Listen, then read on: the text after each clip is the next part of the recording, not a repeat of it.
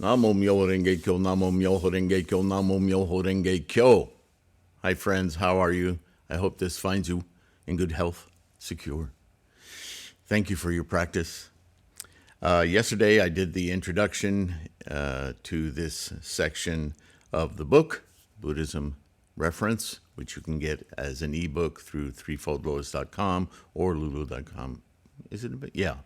Or in print form at lulu.com/spotlight/Kwun. All the addresses are in the description and on the website. So if you just go to threefoldlotus.com, you will find all these, to Patreon, to PayPal, to the podcast, so on and so forth. So you'll get access to the entire resource. And there's a little video on the homepage of this channel that explains how all of these various links. The whole purpose of this, even though there's hundreds and hundreds of videos on this channel, is that there's a lot of free information which I make available through my own research or through my own links through threefoldlotus.com. And on threefoldlotus.com, there's a page of like 100 typically asked questions from the beginner to the intermediate about Buddhism. Some get pretty in-depth. So that's all downloadable or readable online. And then the podcasts, they're all free. The videos are free. And they're available here. They're available on Patreon, which is just a portal so you can help support. And also, if you're into Bitcoin and that kind of thing, there's a YouTube-like channel called Odyssey, ODYSEE.com, yeah. And Threefold Lotus Kwun has a channel there, and they upload all the videos from YouTube, so everything's there as well. But if you want to support, you can do it with Bitcoin. So anyway, yesterday I introduced this section on non-Buddhist terms that really we should avoid, and they're all over Western translations of, even Asian translations of the ancient transcriptions of what was an oral teaching for hundreds of years, yeah? So, it's really damaging to Buddhism as a whole and to our practice to have these terms, especially, just like anything else, you can get accustomed to overlooking this stuff, but it has that little echo in the back of our heads from old cultural tapes playing, and they mislead us completely from the actual concepts of Buddhism. This one today we're going to start with is prayer. You look it up anywhere. I don't care if it's a dictionary or an encyclopedia or whatever. They're going to say basically the same thing. The first meaning is some form of a devout petition to God or an object of worship. Now, I'm going to take a moment and diverge from this term just for a moment, because you probably heard something there that if you've had any exposure to many organizations and sects, this damned interpretation of the mandala as an object of worship. My mind explodes when I hear those three words. Nothing could be further from our practice of Buddhism, our correct practice. And Shakyamuni is shaking right now. No, he's not. He's extinct, I know. But you see how it's inculcated in our language? Really, truly. The mandala is an object. But it's not Gohonzon. You can research that in this book. Gohonzon is a mind switch. It's the transmigration from samsara to Buddha-ness. It's identified by Nichiren. He embodies or personifies the thought, or personage of the apparition of the Treasure Tower chapter of the Lotus Sutra, and he gives it a name, Gohonzon. That's our ultimate goal. That's not it. That's a picture he created to remind us of the treasure tower chapter and the ceremony in the sky. That's the teaching, the mandala. And it's a samsaric portal for us to transmigrate through Gohonzon, mind, and experience Buddha-ness. There's no object there, and there's no worshiping there. That's a manifestation. When we chant, we invoke that manifestation. Shakyamuni said Buddhahood is innate. We don't have to go looking for it in the clouds, some mystical place. You're built for it. It's in you. Let alone the word God. That mythical crock. A devout, that's the first word that makes sense as a Buddhist. Resolve, devout. A petition to God. In other words, pleading with some outside whatever. And notice they equate God with object of worship. So how many Buddhists you know are praying to a statue, a picture, a mandala to save them? That's another word that I thought I may have to add to this book. Save. Who's saving you? Truly. Look, in our cultures, in our movies, in our books, and you'll hear me say this and you go, yeah, that sounds reasonable. When you fall off a boat and somebody throws out a life buoy of some sort, whether it's a floating donut on a rope or whatever, for you to grab onto, our normal vernacular would be, I'm saving you. Oh, look, here's a life-saving buoy. Yeah? But as Buddhists, and this is where language is critical, how words can mess us up, there's no saving going on there. There's a very compassionate act of wanting to assist. Sounds like bodhisattva, yes? That's all good. I'm not trying to devaluate the act of throwing out a buoy. But the saving doesn't happen until the person who's in danger of drowning reaches out and grabs the buoy. So who's doing the saving? You are. The person who's desperate to cling to life. They're saving themselves. That's what Buddhists do when we invoke our Buddhahood. We awaken. That's much closer to the word we should be using. Saving? No. And it's everywhere in the translations, isn't it? This idea of savior and saved. Now, with our intelligence, we can fold those things into the same person. But in our vernacular, it's desperate to keep it separate. And this is what prayer does. Prayer is pleading, please help me. Help yourself. We don't pray. We don't pray. That is reaching out. We meditate. That is reaching in. Complete opposite. You follow? When you say it, you go, oh, yeah. But during the day, you get this little incipient little cancer thrown into your brain, and you cease to see the difference between Buddhism and religion. And that is tragic, beyond tragic. It is what will kill the Lotus Sutra Buddhism in this modern age. It's exactly what Shakyamuni was identifying and saying. This needs to be done by you and me, new bodhisattvas from the earth, from the future.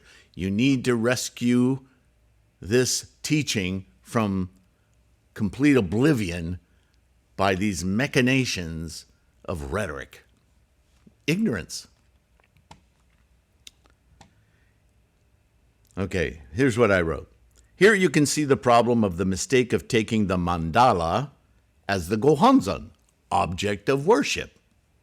No, an abhorrent idea that we are beseeching a piece of paper to save us. Again, this is so completely counter to Buddhist teaching and thought. We do not pray. Prayer is an act of pleading for salvation from some magical entity. No. Buddhists save themselves. We do so by manifesting our maximal potential and leading lives of dignity, respect, and inspiration to others. The Bodhisattva way. The very idea of, quote, prayer is an admission of inability to overcome or marshal one's strength, resources, or mind to overcome an obstacle. It is explicit in Buddhism that our Buddha strength, clarity, and all potential is inherent, innate, and the very fabric of life. No, we do not pray. We instantiate. We invoke. We resolve.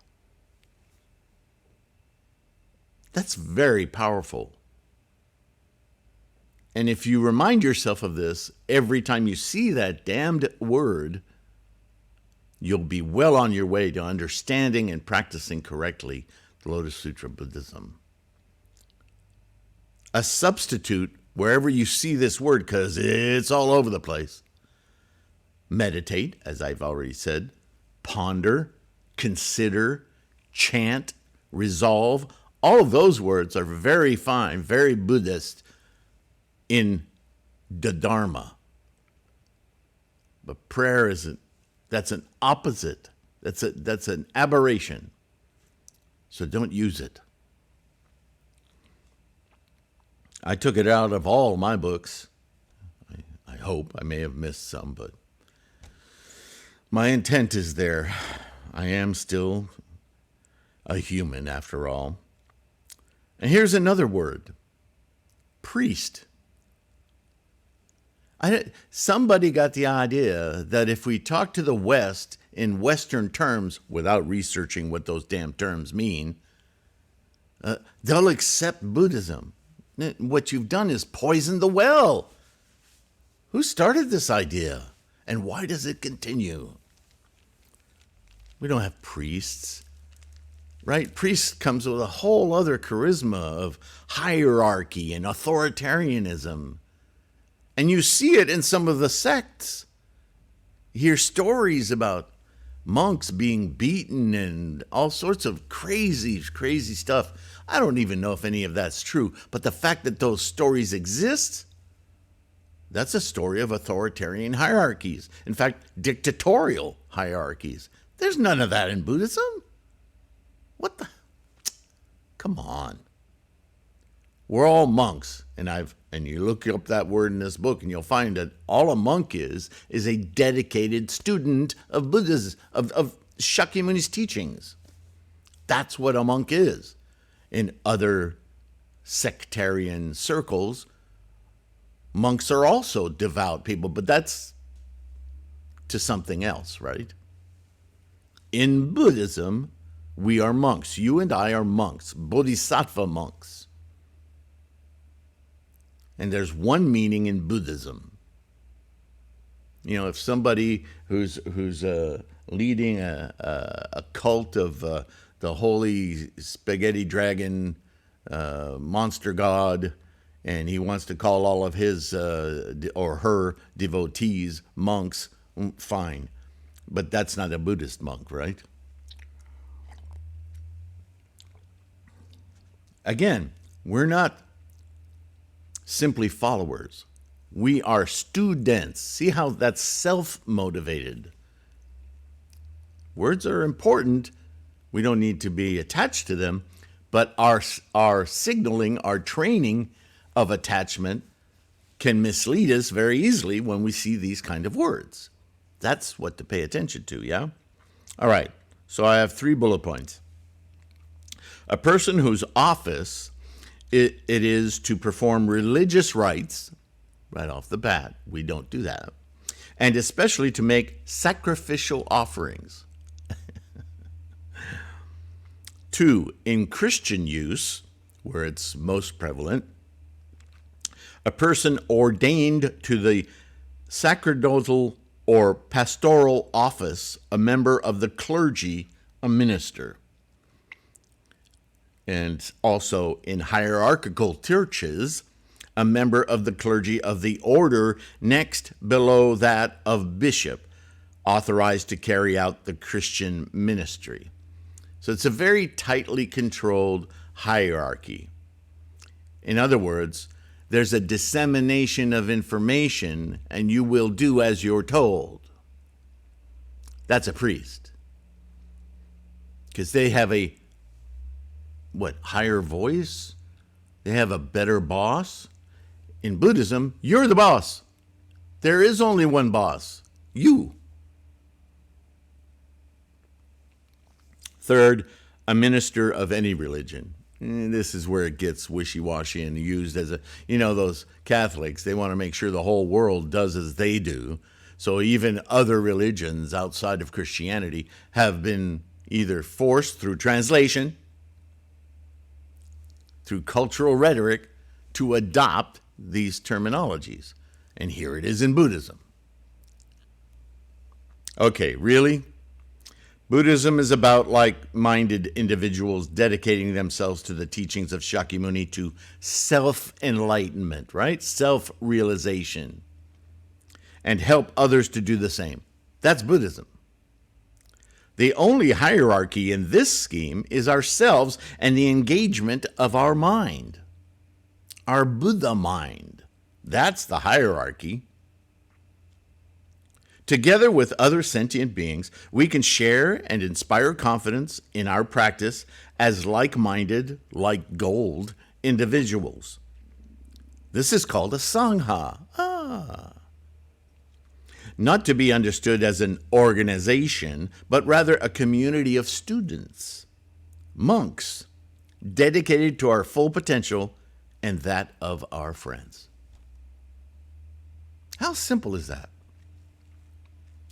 We are dedicated students, monks, living our lives as bodhisattva and gathering as like-minded individuals to support, to assist, and inspire confidence in our practice and the practice of others toward our singular goal of self-realization. Is that not what we're doing right now? Is that not this entire purpose of this resource, the website, the bookstore, on and on? The podcast, yeah? The only substitute word for this is monk. And now, we have time. We come to one of the biggies. They're all biggies in my view. I could have made a whole dictionary of terms not appropriate for Buddhism, but I picked the biggies because they happen the most. They're the most inculcated into our brains, and we need to wash them out. Reincarnation. My tongue goes dry just saying it.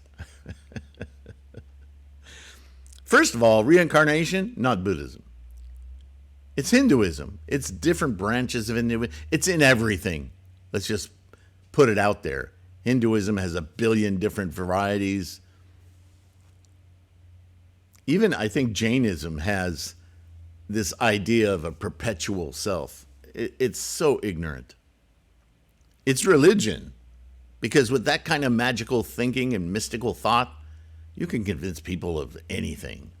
No, really, drink the sand. It's good for you.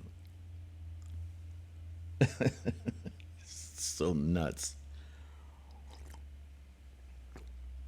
Look up birth. Look up death. Look up the cycle of birth and death. Any of those words in. Look at the Nidana, for crying out loud. Impermanence. Oh gosh, I hope I have that word in here. I do not. Okay, I'm going to start working on revision 2. All right, reincarnation. First bullet point, Hinduism. Second bullet point, in conflict with afterlife, this term refers to the same idea, but in the form of a continually restarting of one's life as a container. See soul. I have that in here. That remanifests in some form, like a bag of Bob or a box of Betty. You've heard me use those terms in previous videos, yeah? That would or could reconstitute after the dissolution of the body and mind in some future gluing. Is it like instant pudding? You just add milk or add water, mix it up. Human? What kind of nonsense? Who came up with this stuff? This idea is like a children's story for bedtime comfort, yeah? Yeah, this 300-pounder in a red suit is going to land on our roof with all of his flying 2,000-pound reindeer each. And you're not going to hear a thing. And he's going to grab a huge old bag of presents, and he's going to shimmy down this 6 by 8 inch clay tube into our living room and not leave a little bit of soot. I'm going to stop there because it's so crazy. Some early schools of Buddhism sought to hold on to their ideas from Hinduism, right? I talk about that several times. Nichiren. Shakyamuni, when he first started to teach his enlightenment, and people were like, what? Huh? They just weren't anywhere near open-minded enough. The capacity of their minds hadn't been developed enough, and they had been, for centuries, taught these magical gods and mystical ideas, and oh my goodness, you couldn't count all the deities in India, right?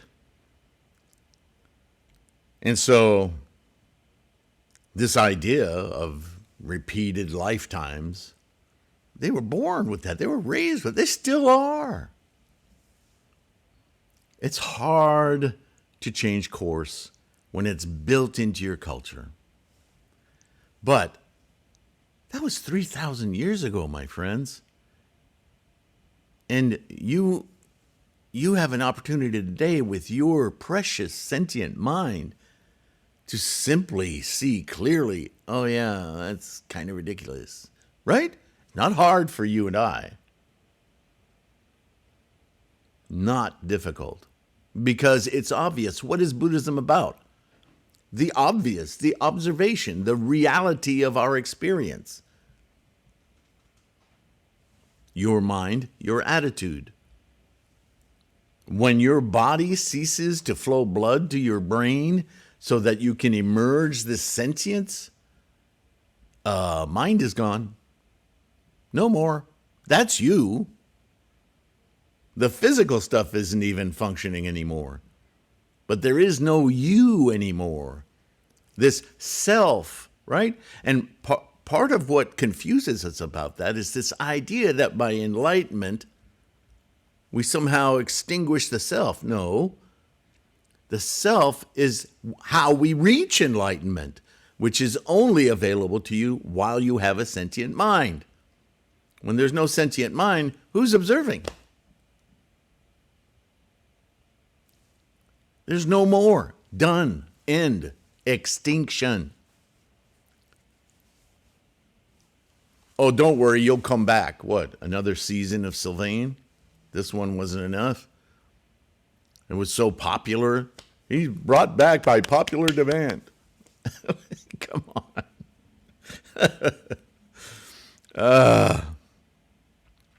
Yeah, so some early Early schools of Buddhism sought to hold on to their ideas from Hinduism, but not because of Shakyamuni, not because he taught that, but those schools, right? Those Hinayana schools. Oh, yes, yum, yum, yum, yum, yum. Let me hang on to that. And it's not just Hinayana. My apologies if... Anyway, ancient traditions, they're hard to reverse course on or just obliterate. And they push these aberrant ideas forcibly into Buddhism, where they did not belong. And you could sympathize with them a little bit because Shakyamuni had to speak to them in terms and languages they understood. It's a slippery slope, isn't it?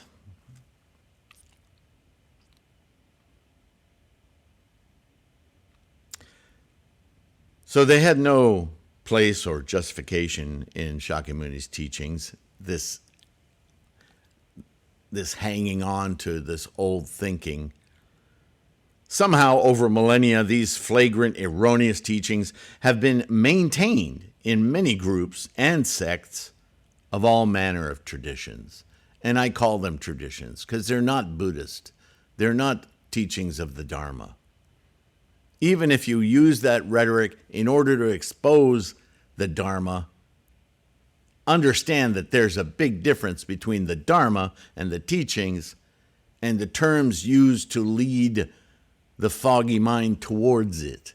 That doesn't mean it's validated by it. You see?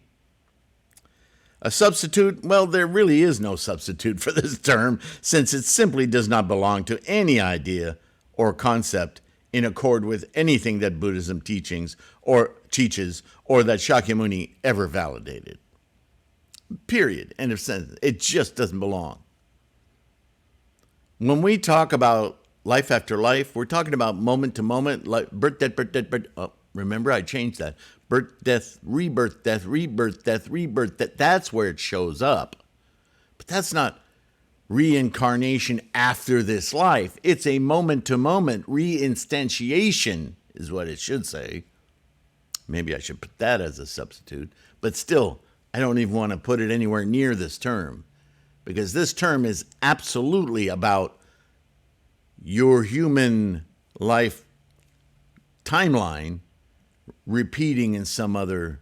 It's completely outside the scholarship of Buddhism. So there is no replacement term for it. Just understand that when you see terms that seem to go that way or are interpreted that way by clever manipulators, that we're talking about moment to moment to moment to moment to moment. And if you want to know what a moment is, look it up. It'll blow your mind. All right, how much time do we have? Well, we're almost at 30 minutes. I'm trying to keep these under 30 minutes. So let's see. 1, 2. Oof, that's a long one. 3. Yeah, bardo. There's a term that I didn't even know I should put in here. All right, so we'll have 3 terms for next time. Well, starting with religion. I don't know. I'm pretty animated about these words because they are an affront to our practice. And I take the same position with these words as Nichiren took with the erroneous teachings of the various schools of his day, right? The errors of the 8 schools, that you can look that up in the existing Gosho videos on this channel or podcasts. And you can see how Nichiren talks about them. These words are like those erroneous practices because they infect our correct practice of Buddhism. So please, at least recognize them. I for a while, a long time ago, when I started to see this clearly, I just started to cross out those words in my books. Another reason why I like print books, right? Because it's hard to do that in a in a PDF or an ebook, right? So I endeavored to rewrite all the Gosho just to get that crud out of there. And believe me, the Gosho read much more true and easy to understand when you take this cloud of baloney out of it. Really sounds like Nichiren, really sounds like Lotus Sutra, really sounds like Shakyamuni, yeah? So those books are available too, either as ebooks or print books. All right. That's it for today. Thank you. Thank you for your practice, your dedication. Be kind to yourself. Keep yourself healthy and your friends. Right? Use the resources. If you can, help support. It's so critical so that I can keep doing this and growing this resource for all of us. Yeah. I'm incredibly grateful for all of your support at whatever level. And most of all, your practice. That's what's going to change everything, yeah? Okay. I'll see you in the next one. Bye for now. Baby, you give me ice and fire. You're giving me wind and rain. You're some kind of butterfly. Baby, you give me midnight. You whip up my appetite. Don't leave me here high and dry.